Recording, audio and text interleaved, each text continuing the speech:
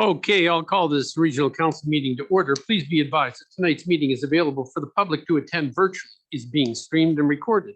Should virtual attendees wish to address council during either the public comment period or the question and answer period, use the raise hands feature on your webinar controls. When it's your turn and are prompted, unmute your microphone, state your name, and ask your question. Once your question is ended, you will be muted again. Are there any council additions? Councillor Andrews. Yeah, just a concern from the BC Wildlife Federation. Thank you. And I have an addition to the proclamations, so it'll require that I put that in the proclamations section. Councillor Andrews, you'll be in the last section. Any other council additions? Any CAO additions? No, Mayor. Very well. Can I get a motion to adopt the agenda as amended, please? Moved by Councillor Andrews, seconded by Councillor Gerwing. All those in favor? Carried. Adoption of the minutes. The Special Regional Council of February 7th, Special Regional Council of February 2nd, Special Regional Council of January 24th, Special Regional Council of January 24th, and Special Regional Council of January 17th, all of 2022. Can I get a motion, please? Moved by Councillor Andrews. Seconded by Councillor Souls. All those in favor? Carried. Public comment period. Are there any virtual attendees who wish to comment on tonight's agenda? Very well, thank you.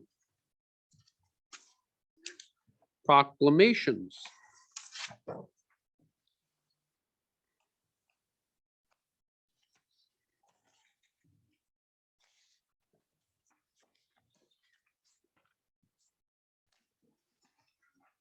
BC Epilepsy Society.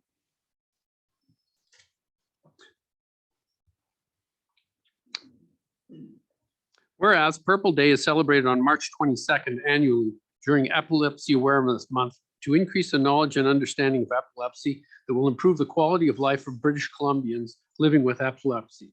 And whereas Purple Day was founded in 2008 by Cassidy Megan, a 9-year-old girl from Nova Scotia who wanted people living with epilepsy to know that they were not alone. And whereas people in communities around the world are encouraged to wear purple and host events in support of epilepsy awareness on Purple Day, and whereas there are over 50,000 people in British Columbia, over 380 people in Canada, and over 65 million people worldwide living with epilepsy, and whereas the onset of epilepsy can occur at any age and stage of life and does not discriminate against age, gender, race, ethnicity, religion, socioeconomic status, geographic location, or sexual orientation.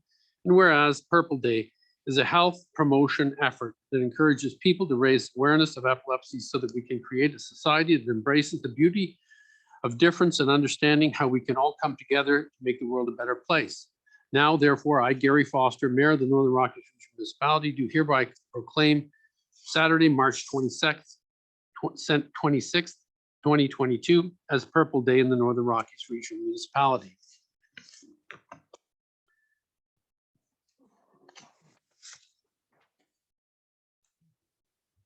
Whereas the Fort Nelson and District Chamber of Commerce is a business organization dedicated to strengthening the Northern Rockies Regional Municipality business community, and whereas the Chamber leveraged platforms and tools to ask questions, encourage conversation, spark discussion and actions, those insights to further community development, and whereas the Chamber supports and advocates for policy development based on innovative ideas, on the ground experience, and using evidence-based data.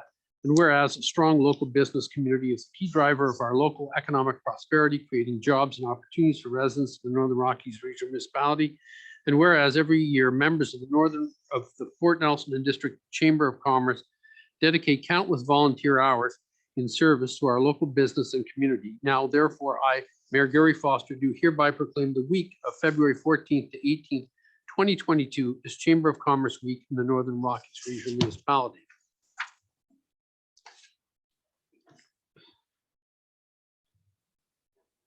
Angelman Awareness Day.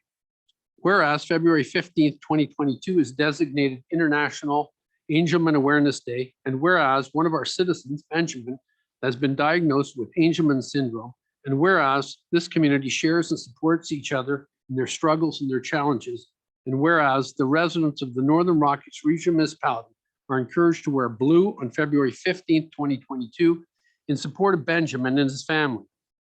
Now, therefore, I, Gary Foster, Mayor of the Northern Rockies Regional Municipality, do hereby proclaim February 15th, 2022, Angelman Awareness Day.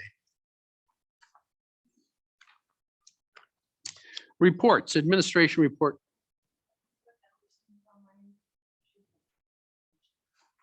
Very well.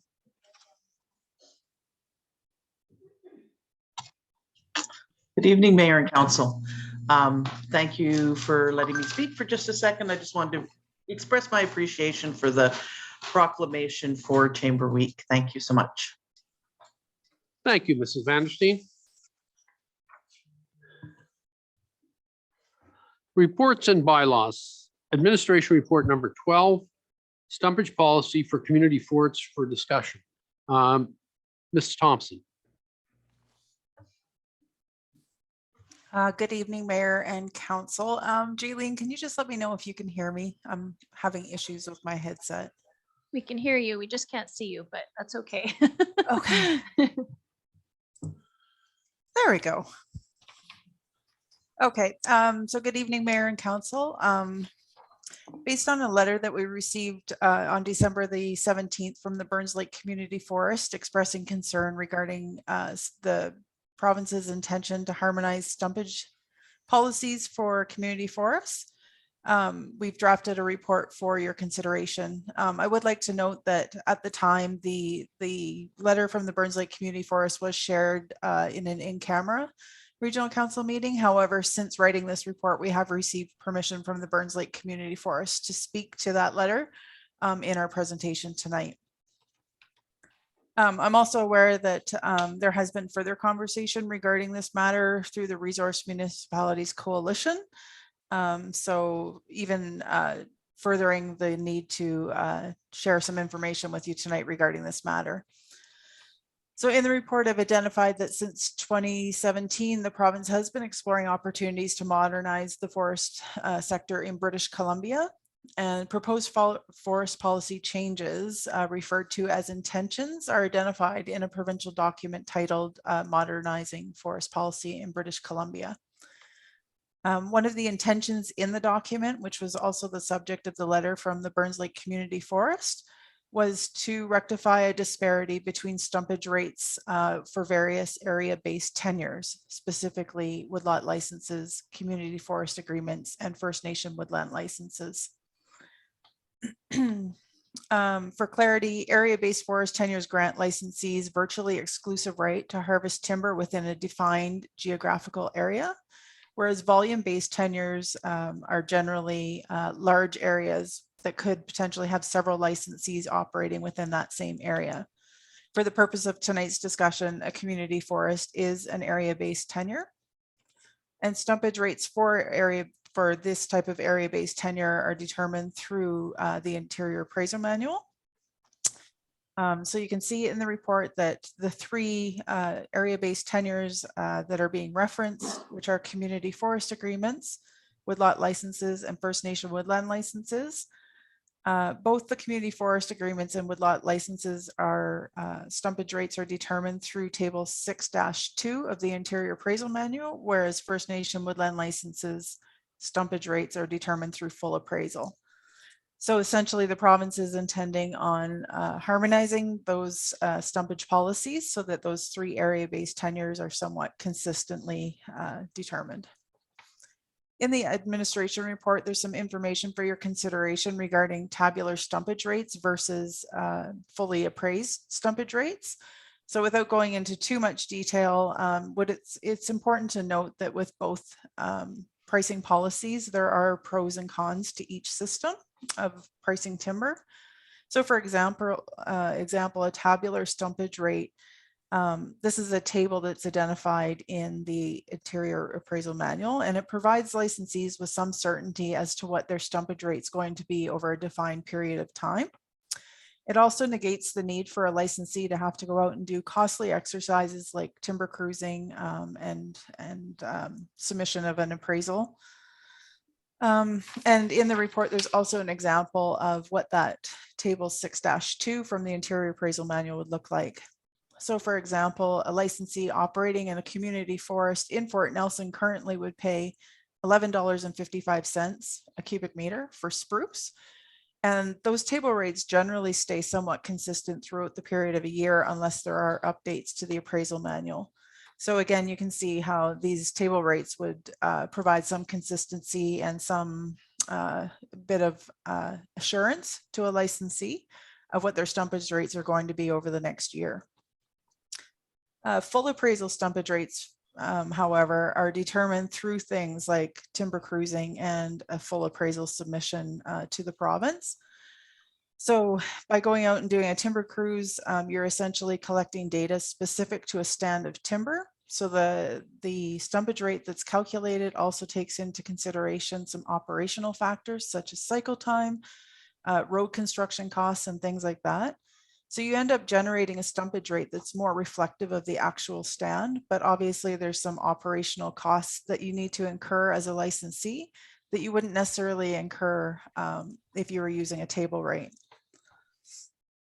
So based on the information that I provided, timber pricing is fairly complex, and it does have its advantages and disadvantages. And it's important that each area-based tenure holder is informed how the province intention to harmonize stumpage rates would affect them in their particular situation. The Fort Nelson Community Forest has been provided with a copy of the letter from the Burns Lake Community Forest, and we have been in contact with the Fort Nelson Community Forest Board to ensure that this is something that they are going to consider in an upcoming meeting.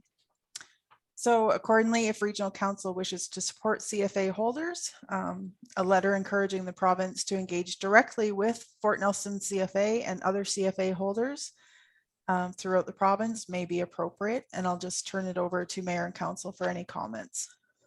Thank you. Councillor Souls, any comments on this? Yes, I think that it is. I recommend that we do request more information or be participants in the discussion as to how this is rolled out. I see, because of having experienced both of the different types of forest appraisal in my personally, and now working alongside of and with the community forest, I think that clarity is needed as to which direction this harmonization will go.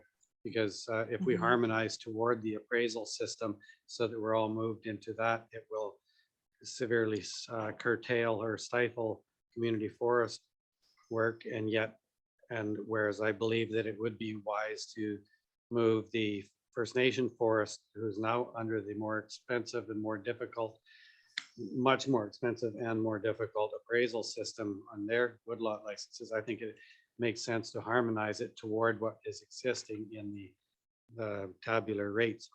So I see a value in being at the table to get clarity on it. So I'll take it that is a motion then to follow the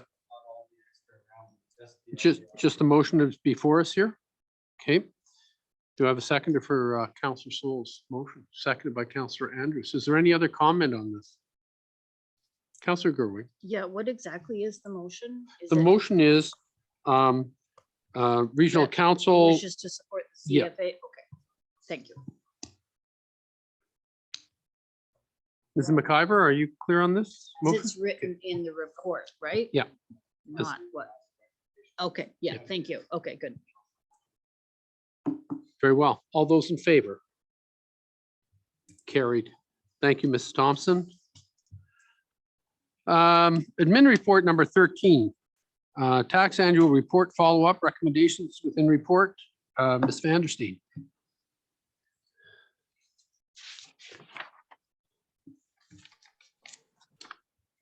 Good evening, Mayor and Council. Sorry, I just clicked on the wrong one and got myself all confused. So this report is brought back to you from your last council meeting in January, where the Tourism Advisory Committee presented a letter to Regional Council with a number of different requests for discussion, including some recommendations. So there are 8 that are listed in this admin report. Would council be amenable to going through them topic by topic or in another fashion? I think topic by topic should be okay. Okay, perfect.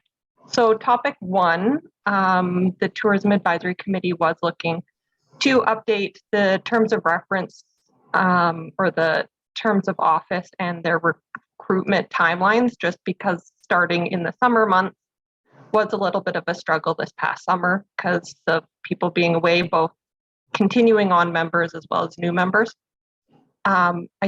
So there is a recommendation here that staff just continue to work with the Tourism Advisory Committee and plan to adjust recruitment timeframes for 2023 for what makes sense from an efficiency and maintaining momentum. Councillor Penny? So we're going to go topic by topic. We want Yep. to vote on each one Yep. individually, correct? So, I mean, this one is pretty straightforward. It's just, we believe it'd be a lot easier if we start off with the term starting off in January. So I think it's a brainer. So I'd make the motion that we approve this change. I'll second it. All those in favor? Carried. Topic 2. Topic 2. So there was no recommendation on this at the time of writing for the publishing of this, as the $5,000 carry forward is already in the proposed budget that you've now seen. So that can just be continued forward through the regular consideration and approval process for the budget. However, I did want to bring forward that at our last Tourism Advisory Committee meeting, which was last Wednesday after the agenda was published, the Tourism Advisory Committee made a motion to request that council up the current proposed budget for tourism strategy implementation to be increased to a total of $50,000. So I just want to bring that forward at this time as a new budget item from the Tourism Advisory Committee. Councillor Penny? So this is just to add it onto, there was, I believe, there's 23,000 originally, was it Krista? I believe so, yes. Yeah, and through discussions at the last TAC and discussing what we may be able to accomplish throughout the year with the strategic plan, we feel that capacity was going to be one of the major holdbacks, and we felt like we had access, because obviously, for one thing, even if we disapprove it tonight, to get it added to there during our budget deliberations, it may disappear again, right? This is not a pre-approval. This is just that we want to change what the ask is.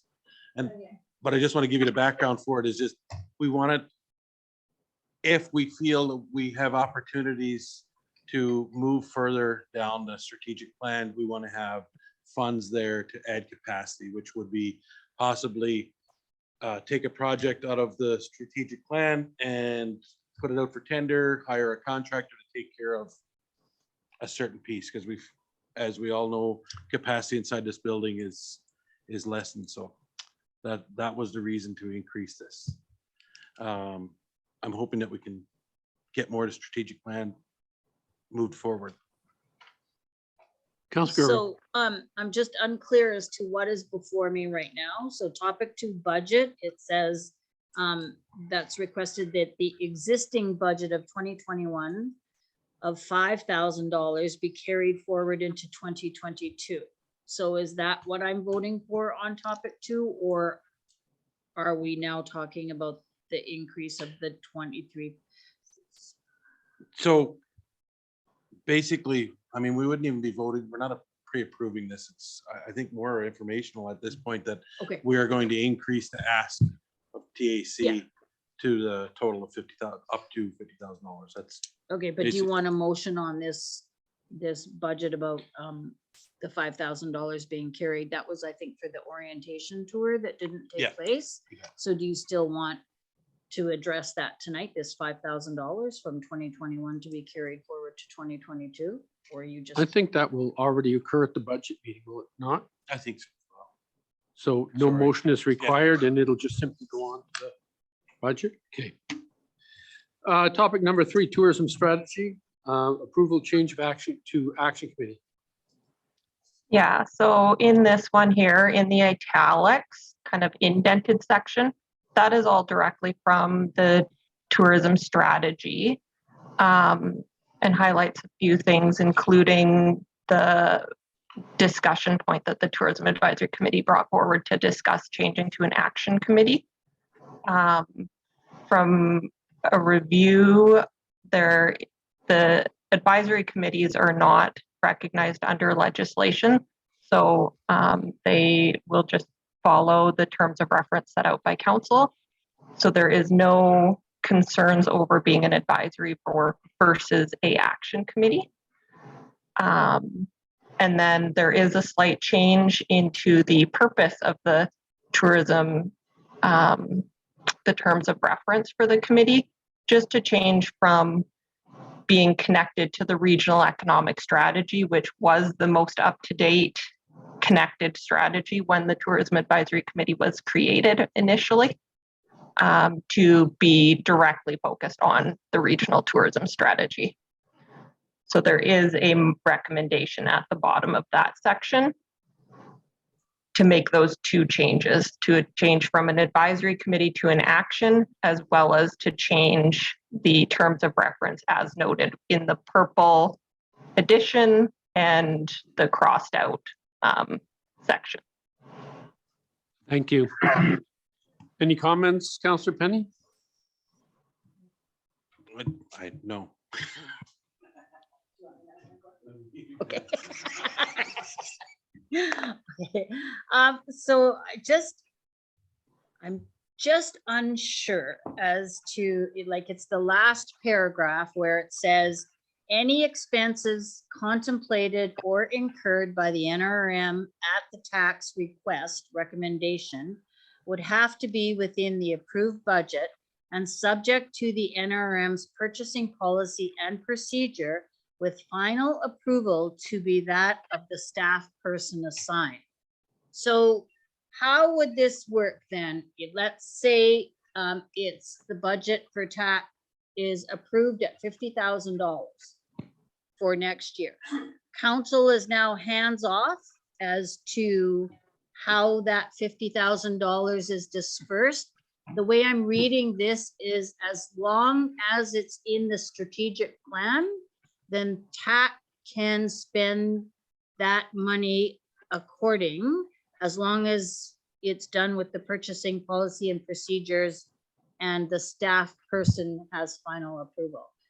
Do I have that captured correctly? So can I just offer something, Krista? Absolutely, jump in. So essentially, the budget that you're talking about, the $50,000, council would approve to implement the tourism strategic plan. So those activities would have to fall within the strategic plan. What this is saying is exactly that the TAC isn't given the $50,000 budget, but they're provided some input as to what tactics are undertaken within that year's budget to implement the tourism strategic plan. The $5,000 is kind of just operating funds to conduct your business as a committee. So it could be your, like you said, the orientation meeting, it could be meals if and when people can sit together again and things like that. So then just to reconfirm, so at the budget meeting, we vote for the $50,000 for the tourism budget, and then TAC, and then as long as the activities are in the strategic plan, then it's at TAC will execute that. Is that what this is saying? that was the intention. Yeah. Without it coming back to council, it would just then be. Any So- other comments? Can I just? Oh, go ahead. So I guess my concern is that there's a lot of different activities in all of the years of the tourism strategic plan. So if there's a budget of $50,000 and then council is hands off, then it's up to TAC to decide what activities that is going to happen in that year. Yes? Yes. Mrs. Vandersteen. Thank you. I actually had a slightly different take on that. So my understanding was that when we were discussing this was that council would still be involved in major purchase decisions. It would work the same way any of your other budgets do in terms of what staff is allowed to do or allowed to put forward. So if there was any, that would become up to staff to know your policies and procedures and when it has to go back to council. I don't see this as giving carte blanche to the Tourism Advisory Committee to go out and spend $50,000. But the discussion was with the 23,000 roughly that was already in the budget for the purposes of putting activities within the strategy, was that may not be enough depending on what we recommend to council over the next year and what council comes up with on their own. And that thus the increase to 50,000. So it really isn't a change to what you're seeing in the current budget, other than the dollar amount. And it would I follow guess- all normal staff procedures. Councillor Gerwin. Yeah, and I have like no issue in increasing it to $50,000, given, you know, what is stated in year one of the plan. I think my concern is that I would have thought that given the rest of our, the way that we do it is that TAC decides, okay, out of all of these strategies in year one, we are going to concentrate on A, B, and C. And then the budget is determined for all of A, B, and C, and then it comes to council, and then council has final approval.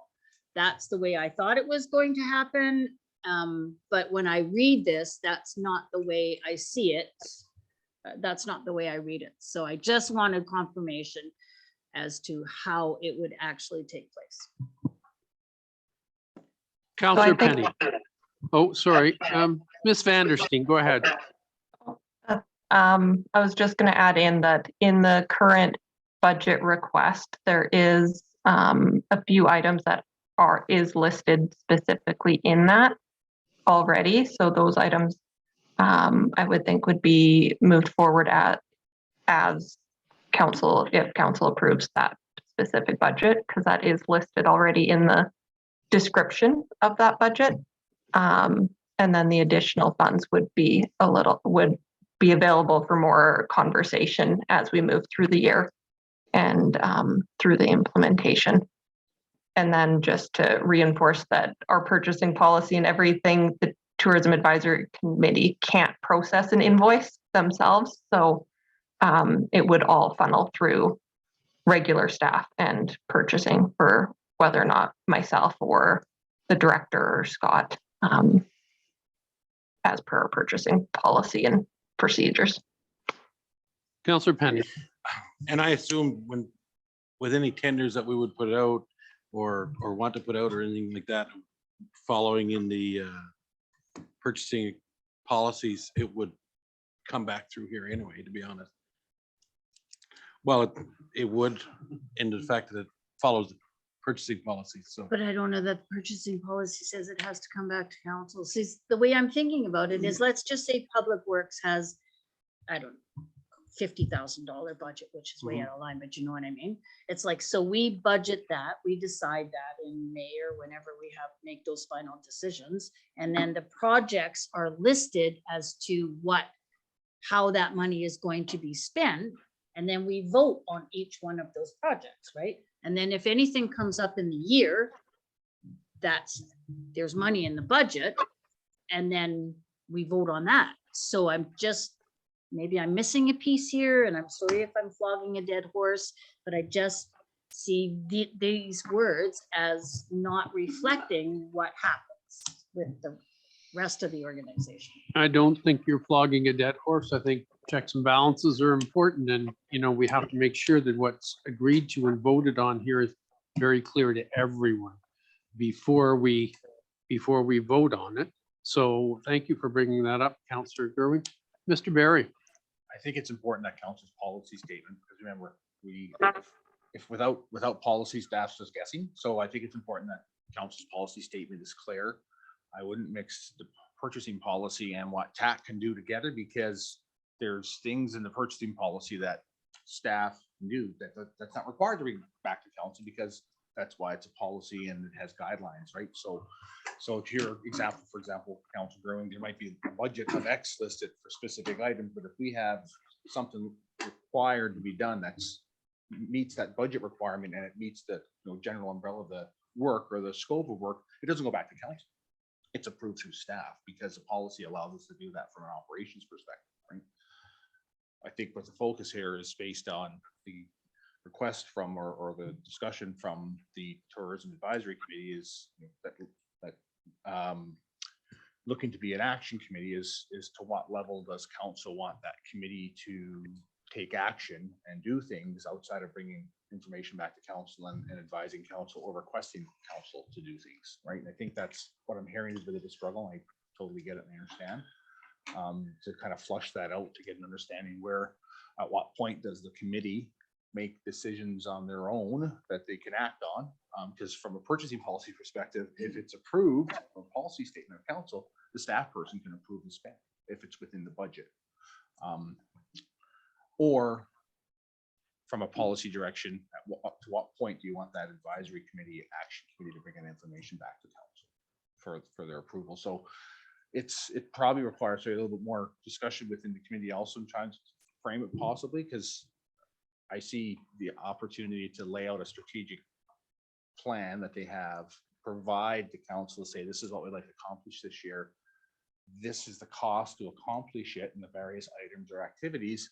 And then council makes that policy decision to say they either A, can act on it throughout the year within the confines of that, or B, bring the information back to council each time. So again, that's, and I am thinking that's what you're looking at between Bev and Krista and Councillor Penny. I think so, yes. And I think that, I mean, you read these two sentences and you can get it each way, to be honest. I mean, yeah, but I mean, in reading it, it would have to be a tax request or recommendation. I mean, yes, it would have to follow within the budget, but it still reads here that the TAC would still have to come back for approval. In my mind, like the request and recommendation, it's not. I think we just need to clean up those words, make a whatever way it needs to read very specific that any TAC request would have to be approved, right? Yep. Yes, can I jump in for a second? Sure, go ahead. Thank you. Yeah, I think we've kind of muddied the waters because in the conversation with the Tourism Advisory Committee, it was kind of two separate things. It wasn't going outside of the regular policy of making recommendations to council and having council approve them. It really was just upping the existing budget that Krista had asked for to further the tourism strategy. It was about upping that. It wasn't about giving the TAC authority to spend $50,000. So, I mean, I still see us very much as having those conversations with council and following all of the processes, whatever those may be, as directed. So, and we're not actually looking for any kind of vote on that tonight. It was just kind of a heads up to let you know that that request has been made for your budget discussions. All right. So are we going to leave this then, or do we want to vote on a recommendation, or do we want to change some wording here? Councillor Penny. I just think, I think just changing some wording in those two sentences would work, would it not, Councillor? Well,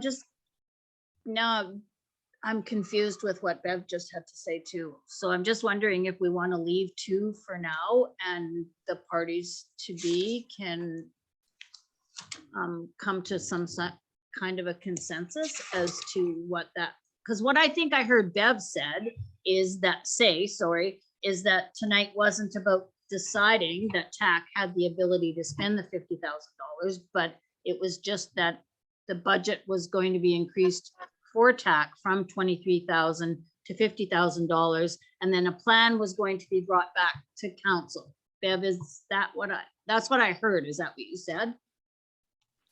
That's close. It was really, It was really about, and maybe Krista needs to jump in, because the original budget that she, to my understanding, that she had put forward was for the furtherance of the strategy, or for the first year of the strategy. And really what TAC is recommending is that the 23,000 is probably not enough for the first year, and that we would like to see $50,000 budgeted for implementing the first parts of the strategy. Miss Vandersteen, would you like to jump in? I don't know. Welcome to the swamp. Well, I think we've definitely muddied the water a little bit from the items 2 and 3. So I think the actual budget request, that can stay in the budget process to be approved at the budget time, the normal budget process time. Right now, the recommendation that was originally put forward in the admin report is to make the update to the terms of reference, to switch out the old economic, well, it's not old, the older economic strategy for the new tourism strategy. So I guess that's an easy one that we can maybe put to council. Is council open to making that change? Councillor Gerwing. I have no problem with making the change to the terms of reference. It's just that last paragraph that I think I would like to see fleshed out a bit more. So maybe it's bringing forward a bit of a process for the Tourism Advisory Committee. Because I feel like that's maybe what we're missing, is what that process might be for how the Tourism Advisory Committee is interacting with council on what type of regular basis, and to actually implement this new strategy that we're all just starting with. Councillor Gerwin. Well, so when I read the changes to the terms of reference, I have no problem with that, because that's got nothing to do with how the budget is going to be spent. So where I need to have a better understanding as to how that $50,000 will be spent, because like when I'm looking at year 1 of the tourism strategy, $50,000 isn't going to be enough. Mhm. So if as a council we vote for the $50,000, I think, in my opinion, this council should still have input into what activities that $50,000 is going to go towards, because it can't cover it all. Not like based on tax recommendation and input. I have no problem with changing it from advisory to action, but it's just that last piece for me. Councillor Penny. I think we got spun right around. And obviously didn't help halt it at the beginning, but TOA Barry tried to bring us around, because this paragraph would be just speaking to our operational budget, not to the budget of, right? Am I wrong in thinking that this operating funds? That's at the beginning of this paragraph, it's not. So that the $5,000, what this would be referring to. 2 separate budgets on TAC, or no? I think Two so, yeah. separate Yeah, budgets, that's- right? That's 2 separate. So budgets, this yeah. one is speaking to the administrative operating budget, which would be the $5,000 budget, correct? Am I wrong in thinking that? That's what this, What we might want to do is just go Just back. flesh it out and make sure- just Okay. Make sure that it's. Let's, So the let's, okay, The administrative funds are $5,000. yeah. Which doesn't necessarily require council's approval every time there's an expense. Exactly. lodged Right. against Yeah, it. which was Yeah. discussed. Yeah, the larger implement. all right. Shall we get administration to go back and redo this? Or do Sorry, you- could we do the terms of reference though? Can we, because Krista suggested that we make that vote? Sure. I would make a motion that we approve the terms of reference as updated as listed here. in the Seconded, admin report. seconded by Councillor Penny. All those in favor? Carried. And then staff will come back, or TAC will come back, sorry, with an update on this funding proposal. Yes? Thank you. Topic number 4, BC Parks membership on the TAC. Yeah, so a little bit of an update here, as conversations have continued with BC Parks. So BC Parks has advised that they are happy to participate in the Tourism Advisory Committee. However, they would like to have a non-voting, more of a liaison position, to separate them from any votes that might come out of the Tourism Advisory Committee.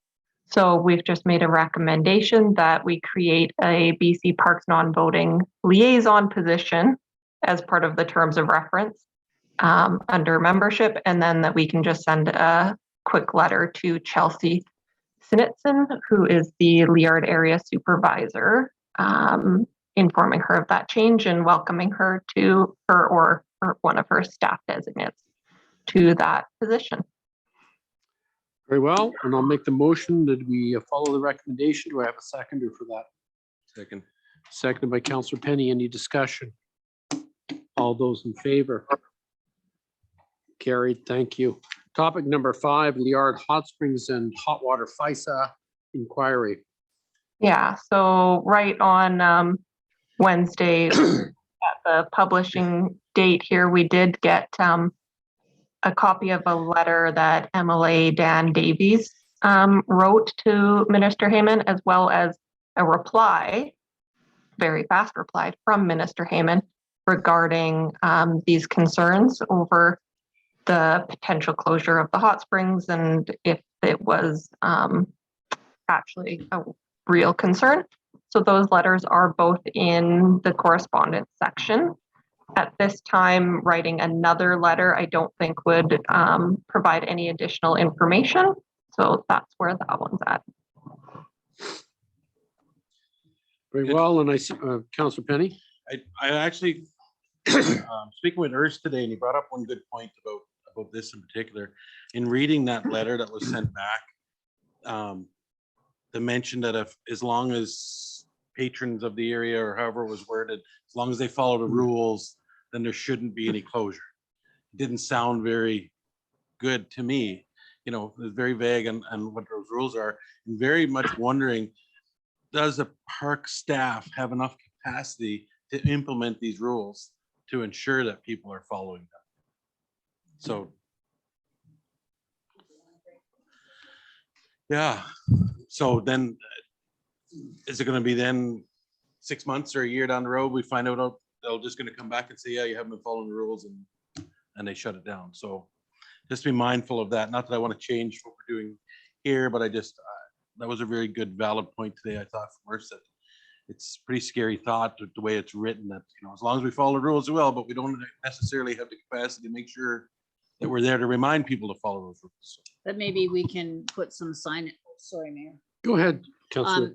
Maybe we can put some signage up, right? Like for protection of this is, you know, what we need to do. Well, this also falls into their capacity, because I think they need to make it very well known of why, you know, they're closing that upper pool. And then I don't think, there's been lots of rumors go back and forth of why it closed. I mean, I've heard so many stories of why it closed.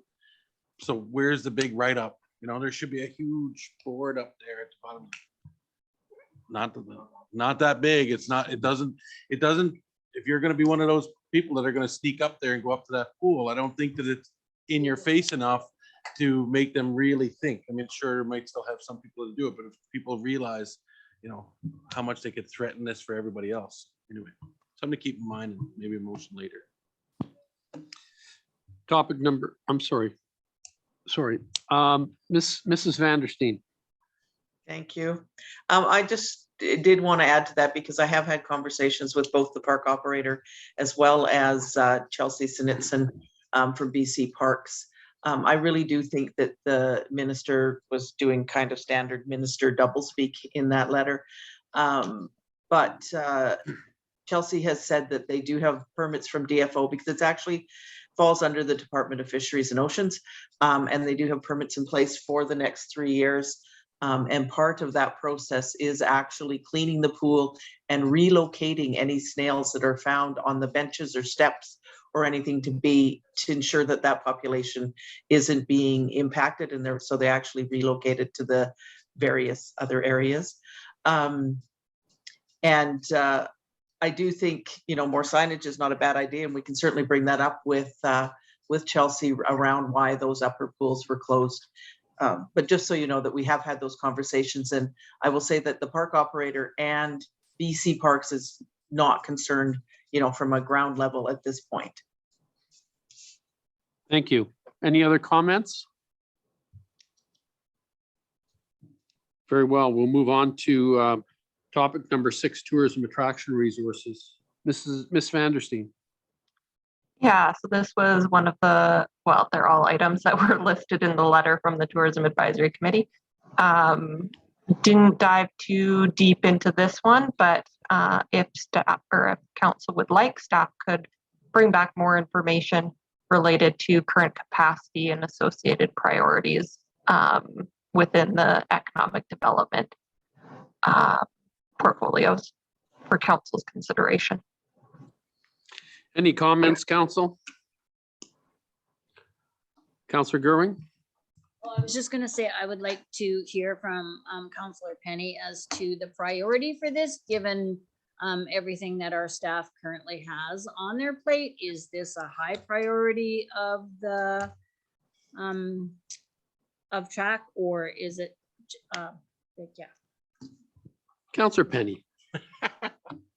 I don't think so either. I think Manstein summed it up there, that high level, but this is also why we'll get back to when we discuss the extra money in there about for the tourism to be able to use outside sources, perhaps, to because I think we all know that our capacity in here is already limited, and the last thing we need to do is ask for them to do up a report of how limited they are, because it only tax them even more. So, okay, we can ignore that one. Yep. Move on. Very well, so we're going to ignore this recommendation then of number 6. Okay, topic number 7, business value of tourism study. So this one came up in a recent conversation at the TAC table related to the value of having some more data and resident and stakeholder buy-in. So I did just provide a little bit of additional information about a traditional value of tourism study. No recommendation from staff at this point. So just for information on that one. Any comments? Councillor Penny. Yes, this has been brought up, and I think it's brought up as a survey was the original thought of this, but it's more of the engagement and education piece. And the more businesses I've kind of contacted in the last couple of weeks since this has come up, really has shown me that it is necessary.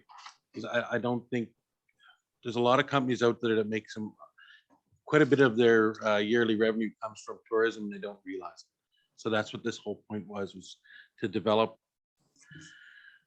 Like I said, the first thought that came in my mind when I thought about it was a survey, but it's going to be more of an engagement and education piece, which I know is something we talked about at the TAC when it comes completely about whether we develop another program for teaching everybody. But I really think with businesses, we need to reach out there and discuss with them and have them realize how much tourism means to them. Thank you.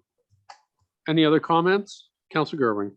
So is this something that'll go back to TAC, and a proposal would be like, I don't see this as coming back to council. Like, I see this as something that TAC would just do in the course of their business, like. Ms. Vandersteen? It can be brought back to TAC for further consideration, and there are a lot of items within the strategy that may fall under that tourism strategy implementation. But budget items that are related to stakeholder engagement and resident buy-in support. Those are 2 out of the 5 key areas of the strategy. So from a general perspective, and depending on how the TAC suggests moving forward on it, it could fit very well there. Thank you. Councillor Penny. Yeah, and this is just things that came up last time, so we're rehashing it now, but again, I think it's with staff capacity, this is probably gonna have to go, may have to look at being outsourced, you know, so it's gonna have to be after budget anyway at this point, so. Any other comments? Very well. Moving on to topic 8, presence on the NRM website. So just an update for council that because it was listed on the letter from the TAC, but staff can work with the TAC to get a little bit more of a presence on the website within the description, as well as working to get copies of the minutes linked directly to the TAC section of the website. So that I do not believe needs a resolution. Any comments on that? Very well. Thank you. Moving on to administration report number 14. For information, as per discussion of January 24th, 2022 special council meeting, additional costs and details. Ms. Vandersteen. Yeah, so just the trade shows this year, especially coming out of COVID and kind of dipping our toe back in, have been very fluid. So this is just some additional information that we didn't have at the last meeting. However, all of the shows do have staff capacity from all of across northern BC with our community partners. So there's no request at this time, but did want to provide the additional information as requested.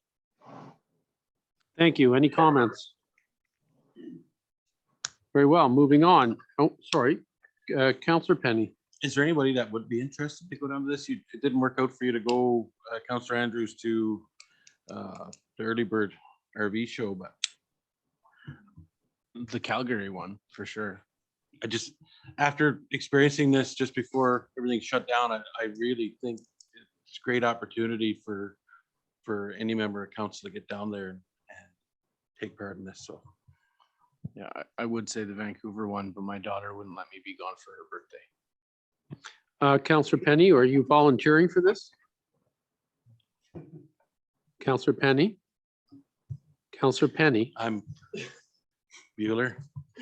I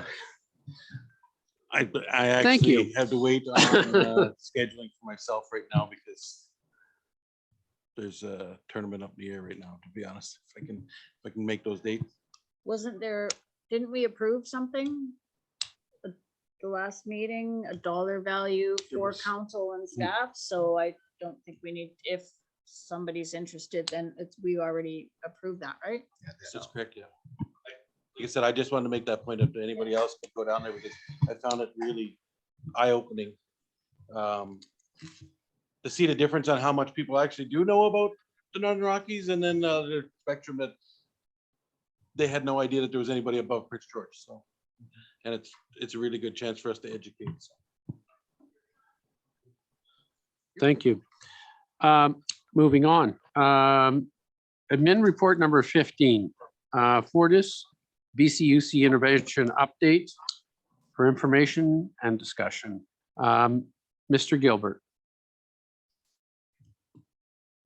And Good there's evening. Mr. Gilbert. Good evening, Mayor and Council. I won't go into a lot of the detail. It's already in the report. I will try to hit some of the highlights. For the sake of context, what needs to be understood from the outset is that Fortis has approached BCUC for approval to implement rate increase, actually 2 rate increases. There are 2 applications within one, but pardon me, The thing that needs to be understood in considering this is Fortis is a cost plus operation. So with the approval of BCUC, they submit their their costs, and then they are entitled to request a markup beyond that for the services that they provide. So the application that has been made seeks to move the Fort Nelson service area into the larger provincial area. There's an awful lot of terminology that you have to wade through in reading any of these reports. For the sake of simplicity, when looking at the current admin report 15, FEI can be read as Fortis everywhere else in the province, and FEFN is Fortis in the Fort Nelson region and anywhere in the Northern Rockies that receives gas service. So what they're intending to do is move the Fort Nelson area over to common rate with the rest of the province. There would be a significant increase if implemented in a single year. In the face of objections raised previously by council, by others, and I think strategically recognizing the response they would receive, they have proposed that this rate be implemented over a 10-year period. So that schedule of rate is referred to as their rate rider. The incremental impact would be variable based on what category of user was paying the rate. For example, over the period of increase, the average residential consumer would see their bill increase anywhere from $157 to $174, depending on how the calculation is made. And there's a factor in there that I'll refer to later. Small commercial would see their bill, pardon me, reduced by $350. That's reduced by $350. And large commercial industrial would see their bill reduced by about $3,300. Effectively, what's being proposed in the move to a common rate is a restructuring of the burden of cost away from large commercial and small commercial onto residential ratepayers. The change, the net change for the first category, that's residential ratepayers, would be a net increase of $319,000, while the decrease would be $132,000 and $30,000 respectively, small commercial, large commercial, industrial. Although it's referred to as a wash by Fortis, our calculations show that there would be a net extra revenue from the Fort Nelson service area of $157,000 to Fortis, and a delivery rate increase of approximately 6.5%.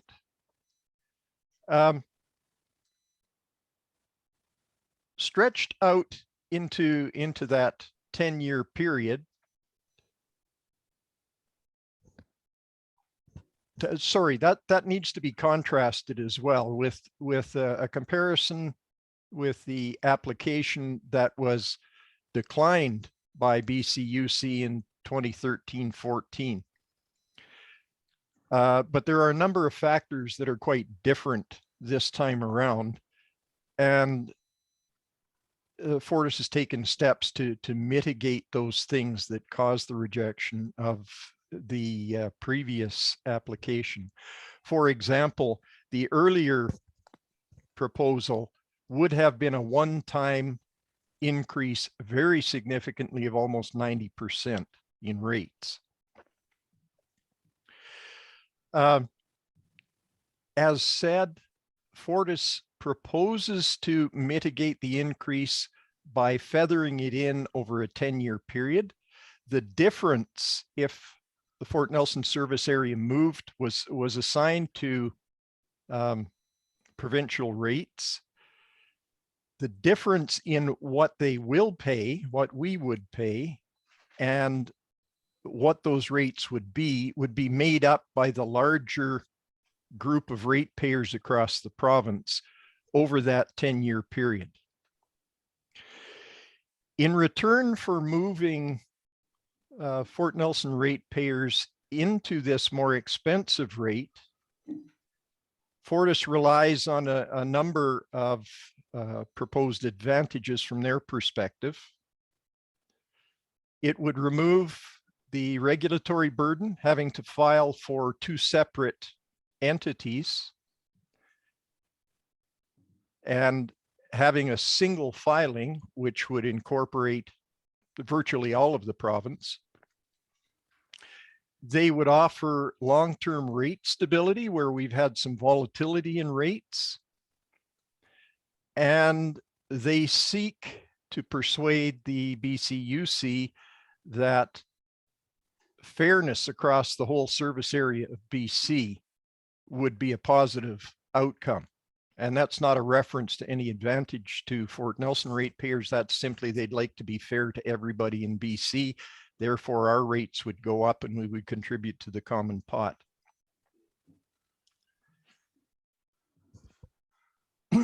Pardon me. Certain factors that would see a smaller future rate increase if we remained in a common, in our own service area rather, would have to do with the fact that they are a cost plus business. So as a cost plus business, the capital stuff in the ground is depreciated. That goes into cost. The service is distributed over as many customers as they serve. With a declining customer base and declining consumption, as we have had over the last 10-year period, the costs per customer go up because the overhead stays relatively the same. The maintenance and the plant that have to produce the gas and deliver it stay relatively the same. Costs go unchanged. And that can work as a positive or a negative. Fortis' argument is that because the trend is a downward trend for our community in terms of usership, costs will continue to increase. And by joining forces with the larger area, the larger number of ratepayers in the province, that increase would become more stable and eventually would settle into something that was more absorbable. And if there were any sudden unexpected capital costs, they would be shared with that base of an additional 1 million ratepayers. Although they rely on this significantly in their arguments to the BCUC, the idea that it would protect Fort Nelson ratepayers from sudden increases based on capital costs, they have not been able to identify what those capital costs might be in specific terms. The other factor that should be considered in evaluating the pros and cons of this for Fort Nelson ratepayers is that there is a major push, and everybody has heard of it, toward electrification, moving away from fossil fuels, gas being a fossil fuel. And if that is successful, and it well may be, given some of the initiatives in the Lower Mainland, for example, City of Vancouver moving toward not allowing new construction to use natural gas as a heating source, if that user base and that consumption base declines in the larger area, costs to those ratepayers will go up. And if in fact Fort Nelson ratepayers are lumped in, they will take that same upward ride. The other factor that comes into the discussion is that in the Lower Mainland, while some of these changes are possible and consumers will have the option of moving to potentially lower cost sources of heat, those same opportunities don't exist in Fort Nelson, not realistically. So moving to electric heat, for example, in Fort Nelson is really not an affordable or a logical proposition.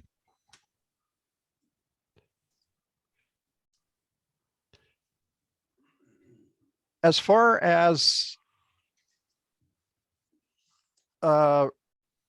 risks associated with staying in our own rate area, some of those risks, those potential capital risks, would appear already to have been absorbed in the Muskwa River crossing. And as previously mentioned, Fortis hasn't been able to identify any significant capital costs upcoming for us.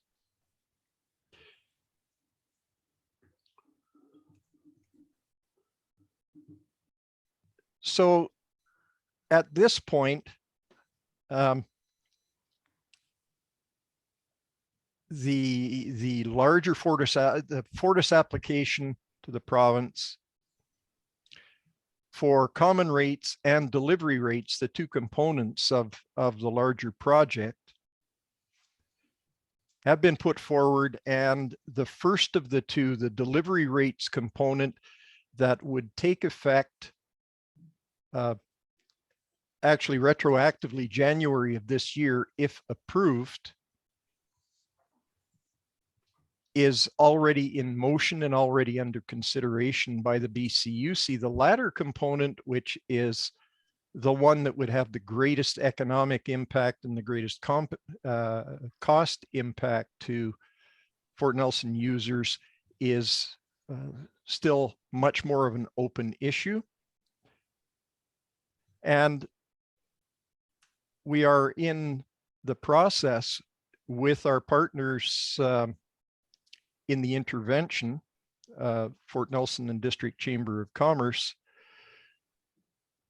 in building a case, preparing evidence on which to base a case, should council determine that they want to simply take the approach of not accepting or not going along with the introduction of postage stamp rates. To date, we filed brief arguments, but no final argument has been presented. And pardon me, I guess the discussion for council is whether, or for consideration by council, is for whether we want to stay on our own and absorb any potential risk of capital impacts and other rate increases in isolation of FEI, absorb those costs, pay our own way, or if we want to take the advantage of the potential advantage of moving into the common rate package, and after 10 years coming up to that level. The analysis says that at the 5-year point, we actually begin to pay more than we would pay under the status quo. And that's the turning point. It might be as early as 3 years, the factor that affects that is that in 2021, Fortis was able to over collect from Fort Nelson users. Ordinarily, they would be required by BCUC to return that money to ratepayers in the form of reduced rates, be applied to any increases in rates and or reduction in rates. And what they did was they requested permission from BCUC to retain that overpayment and apply it to the common rate increase package to keep the amount of the rate on an annual basis, a 2% increase, a little lower than it might be otherwise. What our legal representatives have presented to date is that in the interest of fairness, at the very least, that should be returned in the short term. Normal cycle would be a 1 to 2 year return to local ratepayers for a number of reasons. First of all, it's common practice. And second of all, if feathered out over 10 years, some of those who have paid into that fund will not be around in town to benefit. So there's a fairness component to that.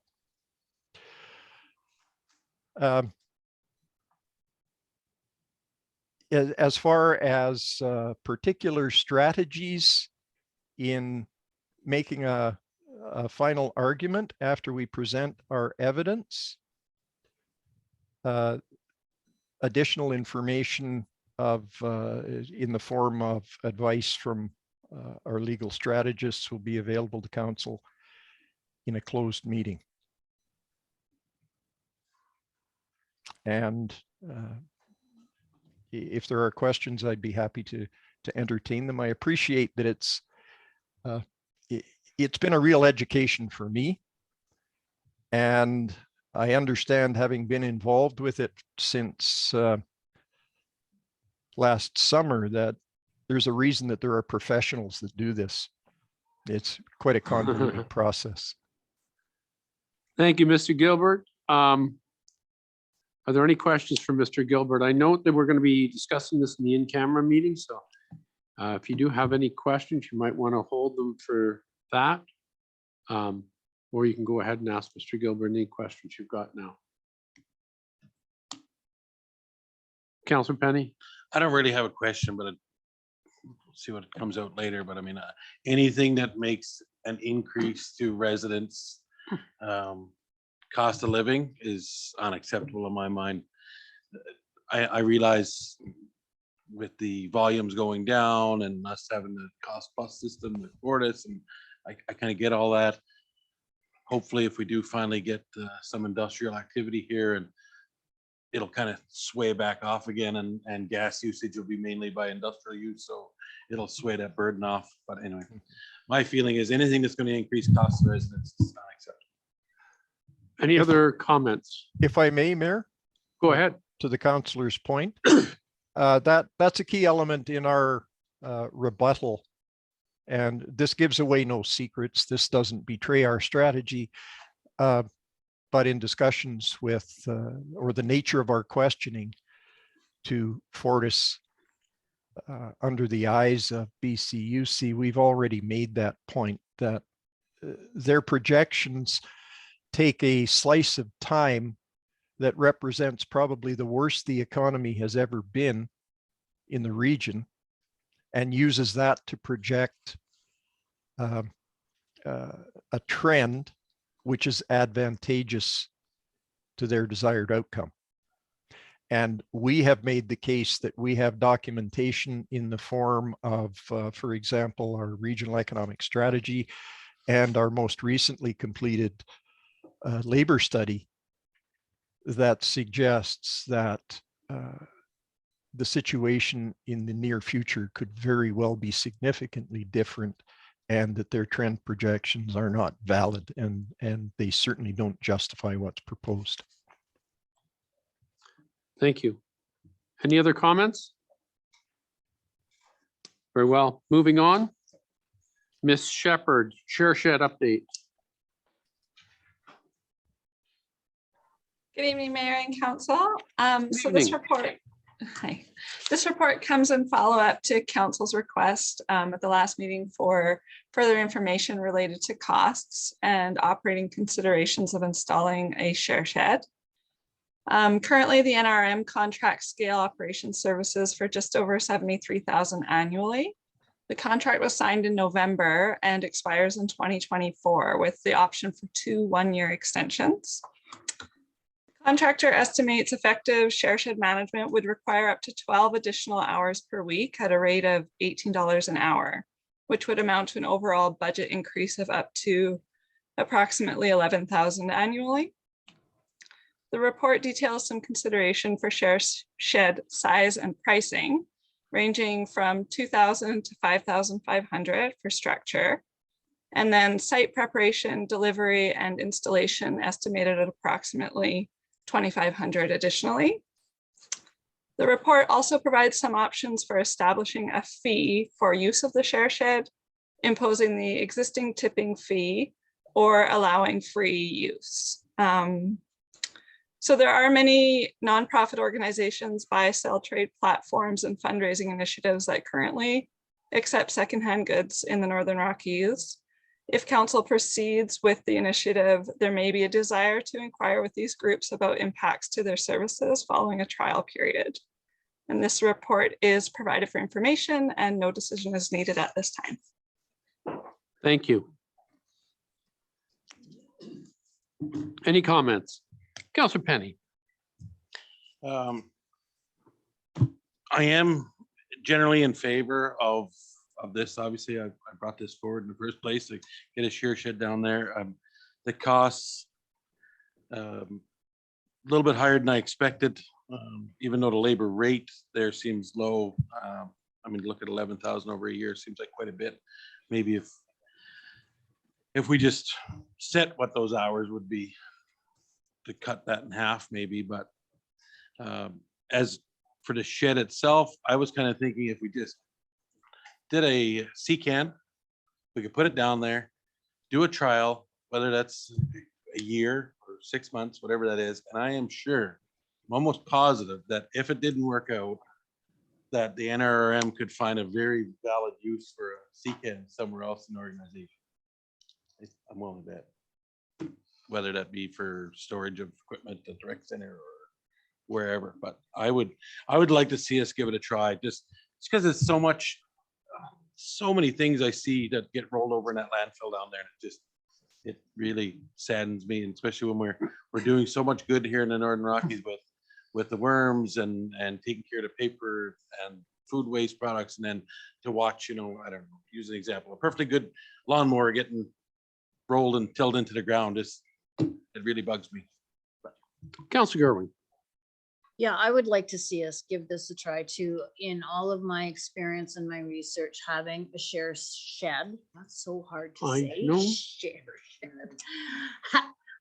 Without supervision is not recommended. So I think that there's going to be a cost to that. I would be more than willing to support it for a year trial. I do have a concern, and which is why I'm thinking we should try the year to see.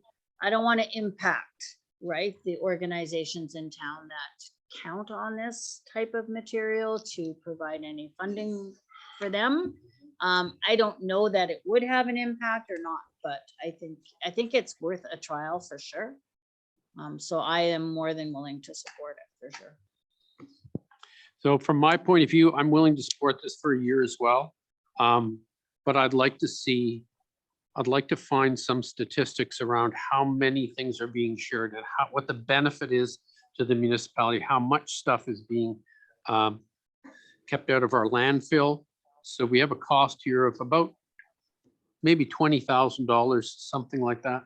And I'd like to see the cost versus how much we save from going in the landfill, so we can make an informed decision about this at the end of 1 year. This is not requiring, this is for information right at the moment, so we don't require a motion on that. Are there any other comments or questions? Counselor Gerwin.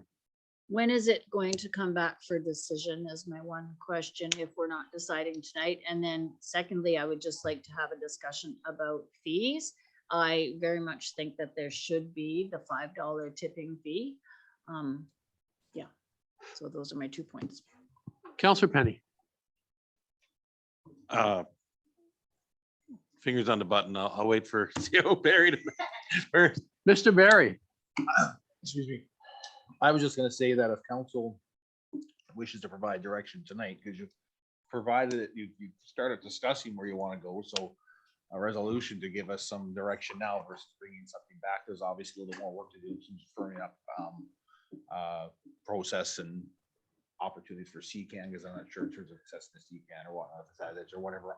It might be cheaper to go a different route, but if council wishes to provide direction now through resolution, then we start to get our marching orders now, including the potential budget, because we would adjust the budget accordingly for the landfill to take into account this process. I'll just Ms. Shepherd, did you have something to add? No, I think that's covered it. Okay, Counselor Penny, did you want to make that motion? Sure. Read my mind. Thank you. I'd make a motion that we move forward or have staff move forward at least to the next step to firm up final costs of implementation, because as COA Barry said, maybe CCAN may not be the best, whatever. Anyway, I'd like to move forward with this and get staff to bring back their recommendations for actually implementing it. Do I have a second for Counselor Penny's motion? Counselor second. Gerwin, Second. seconded by Counselor Gerwin. Ms. Shepherd, go ahead. Sorry, I did just want to outline in the report, there is other options like a shed in a box style. So I have outlined the pricing for both, like 2,000 to 4,000 relative to square footage for a prefabricated building, and then put in the approximate cost of a CCAN, noting that the CCAN might not be the best, but it's all in there. So you could choose to move forward with that budget in mind or have further costs, of course. Counselor Penny. Mr. Barry, when you were mentioning here a moment ago, I want to make whatever the best recommendation is moving forward. I want to get this off the ground. So May I make a suggestion? Why not? Councilor Penny? So I would just add that we proceed with the least expensive option in terms of the shed. So if that's a 16 by 16 or 8 by 8, I don't know, shed in a box is between $2,000 and $4,000. It's a 1-year trial, so we don't know, are we going to need an 8 by 8 or are we going to need a 16 by 16? Like, I don't know. Counselor Souls. I know that we had some empty sea cans. NRM had some sea cans that sat for a long time empty. Are there any empty sea cans still sitting in our possession? Mr. I'm Barry. not aware if we have any empty C cans. We do have C cans, but we're using them either for storage, and one of them, I believe, is one of the ones that SARS, we probably were using and took out to the airport, but we can confirm that. Counselor I think Andrews.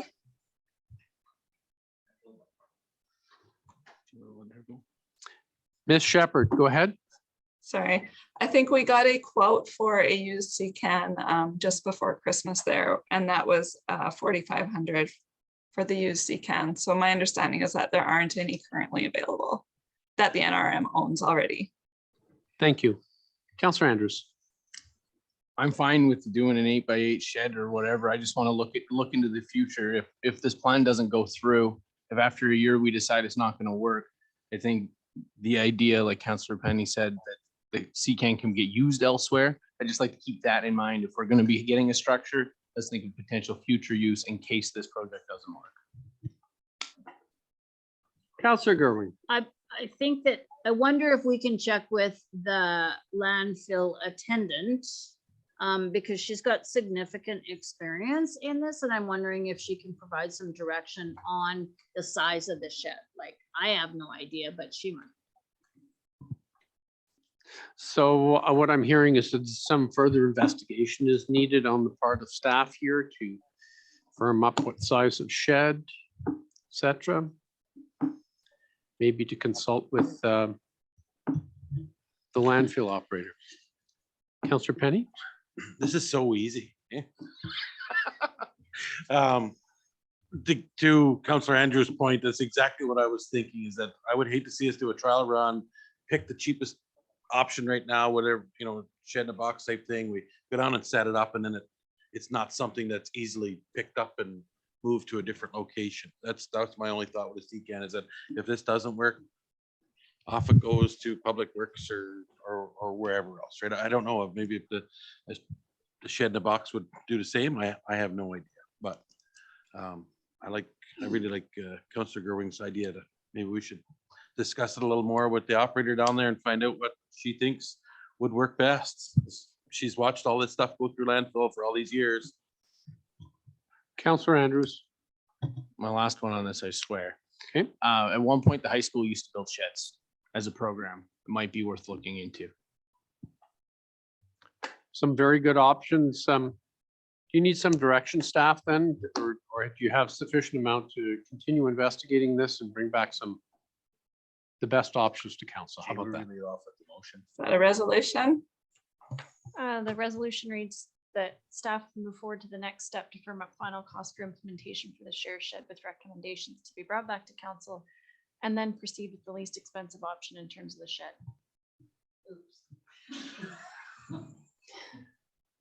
Maybe just delete the Do you least want me to expensive option. And strike the least expensive option? we can, if you strike the least expensive option, when it comes back, we could still choose the least expensive option. So let's strike the least expensive option. That's the motion. I'm going to call the question. All those in favor? Carried. Thank you. Thank you.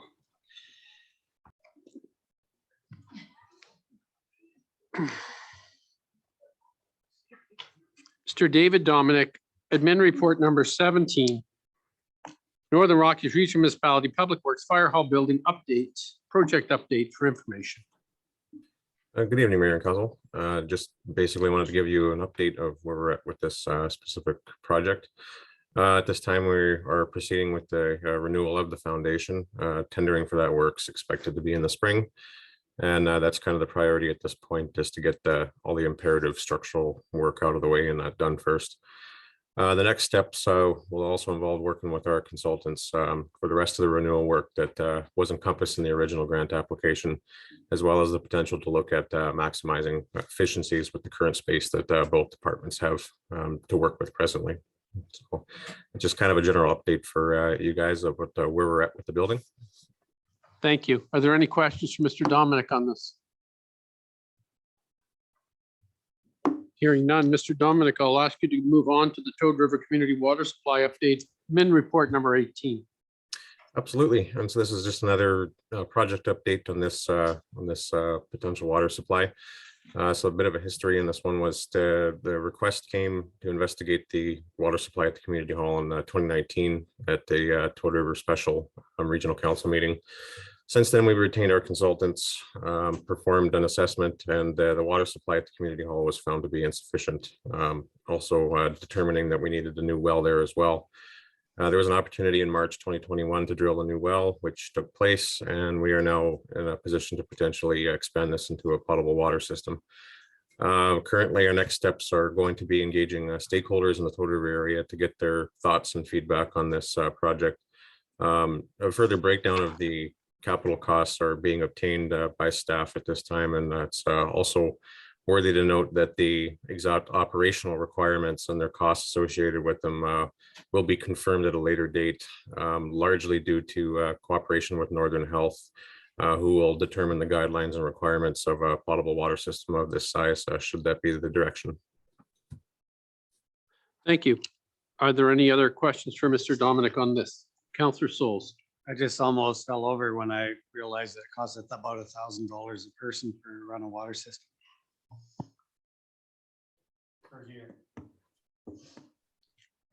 Any other comments? Thank you, Mr. Dominic. Thank you. Mrs. Laval. Grant application to UBCM, Community Emergency Preparedness Fund, Emergency Operations Center funding system. Thank you, Mayor. So it is UBCM's Community Emergency Preparedness Fund grant season again. So the first one to open under this stream was the Emergency Operations Center funding stream. So we're looking for council support of a grant application to help offset the costs of the proposed generator capital project that's included in the 2022 budget, along with a small amount for some administrative support for updates and revisions to our emergency response plan. I'll make that motion. Seconded by Councillor Gerbing. All those in favor? Carried. Thank you. Admin report number 20, 2022 second quarter grant and aid requests. Ms. McIver. So this is pretty standard. We're into our second quarter intake for 2022 grant and aid.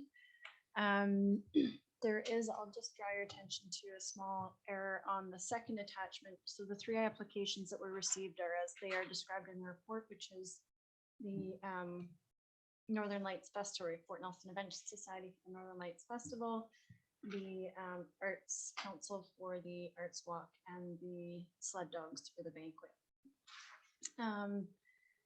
So this is just suggesting that you approve their applications, and also that we will need a budget for this year that I know that not favorable necessarily to pre-approve budgets, but given the timing of 2 of their applicants' events, they will require the funds sooner than later. Councillor Penny. I just request that we separate the vote on these because I'd like to leave the room for the Fort Nelson Event Society. Very well. Let's do the Event Society first.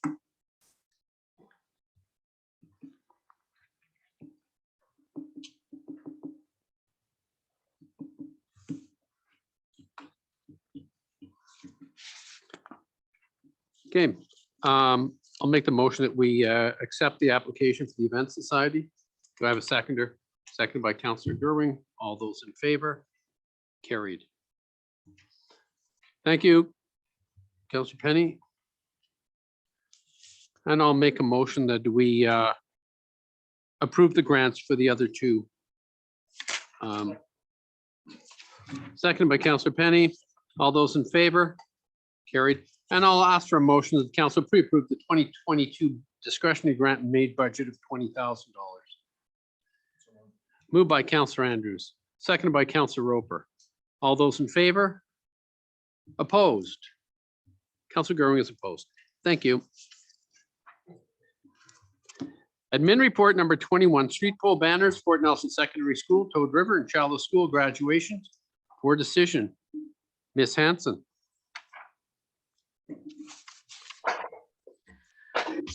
Hello, good evening, Mayor and Council. As a result of the pandemic and the inability of the graduating classes to have their usual celebration, Council had provided funding for the purchase and installation of street pole banners recognizing the graduates of all the high schools in the NRM in the past 2 years. With the positive feedback received from the citizens, it is hoped that Council will approve this to be an annual program. If approved, if approval could be received at this early date, it would allow for time to source better quality and design of the banners. The preliminary budget presented to Council on January 27th did include a $5,000 increase to the street pole banner annual budget for this program. Any discussion? Councillor Souls. I'm in favor of this happening in this, as long as it's not seen or perceived as a permanent solution to a problem that needs to go away. The having real grad ceremonies and real grad parades and so on is much better, but this is actually something that could accentuate it anyway. It's so I see it as having done. Councillor Penny. Not so. I don't see it as a substitute either, but I have heard great things about this. People are pretty happy about it. I see the graduates going out there and, taking a look at them afterwards and that sort of thing. So I'm very much in favor of it and like to see it continue, even once we go back to actually having proper graduation ceremonies. Any other comments? Councillor Penny, would you like to make that motion? Trying to take option number 1. Councillor Souls, would you like to second that? I certainly would. All those in favor? Carried.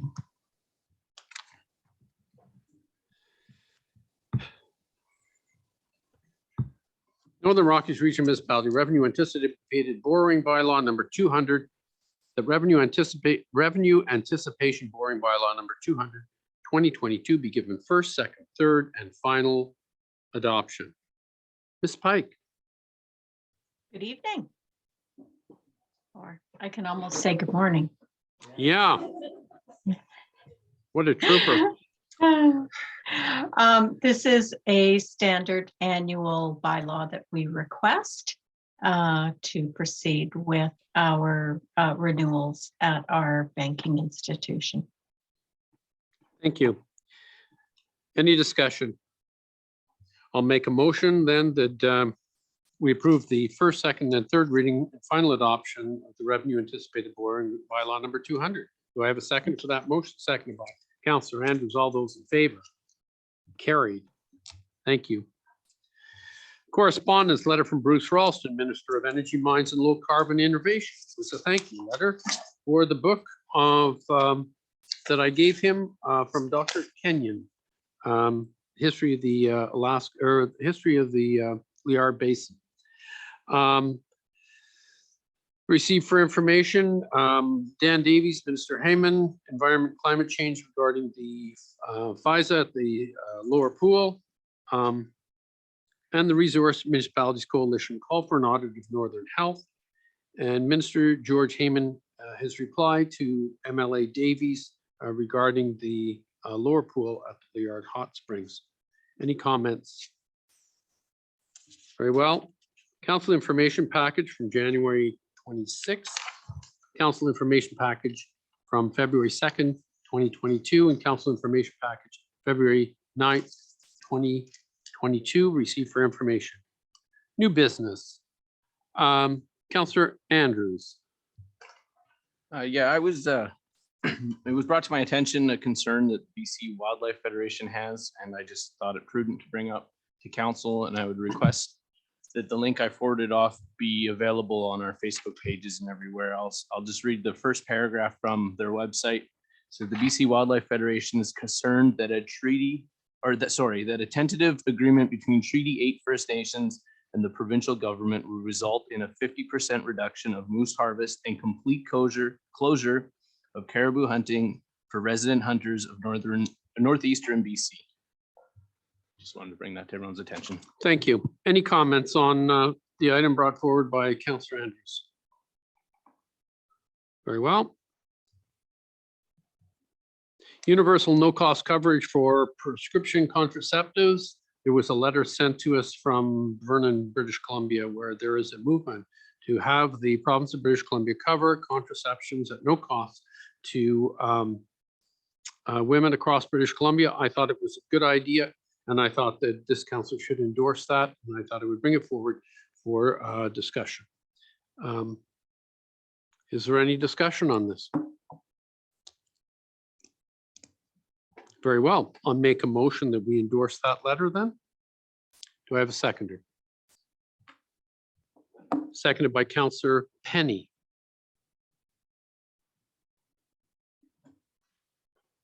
Any more discussion? All those in favor? Carried. All those opposed? Councillor Solis is opposed. Rec stats, January 2022, received for information. Any councillor reports? Councillor Andrews. Just flip back to my notes, sorry. So on the 1st of February, I attended the Phoenix Leader Board meeting. They seem to be doing quite well. They're looking at an RSP match for management. I also had the McQuaig meeting to go over what the potential looks like there. The theater has some accessibility issues they would like to have looked at. And some storage options would be nice. That's really about it. And then I also attended today the initial public engagement for the draft Caribou recovery plan. There is a lot of concern about not all the information being released, but because of the estimate debates, the province has held the majority of the information. Then just as of note, there's a proposed 16% reduction on our annual allowable cut in our area and no foreseen limit to current oil and gas exploration, but they don't want to see, there's a lot of new ground disturbances they don't want to see. That's about it for now. Thank you. Any comments on Councillor Andrews' report? Very well. Any other reports? Okay, I attended the Resource Municipalities Coalition as well as the NDIT RAC meeting in Fort St. John. Did the Resource Municipalities Coalition meeting virtually and the RAC meeting in person, and I'll be chairing the RAC meeting in March. Are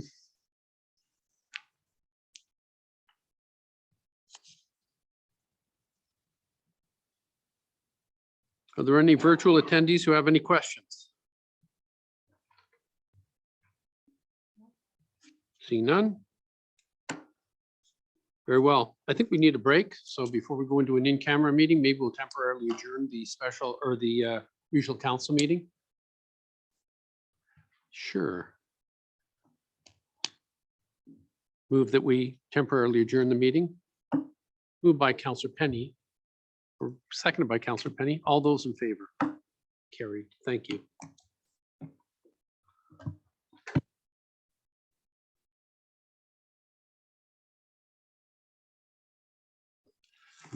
I'll recall this regional council meeting, and I'll ask for a motion that we move to an in-camera meeting. Moved by Councillor Andrews, seconded by Councillor Gerwing. All those in favor? Carried. And we are in an in-camera meeting.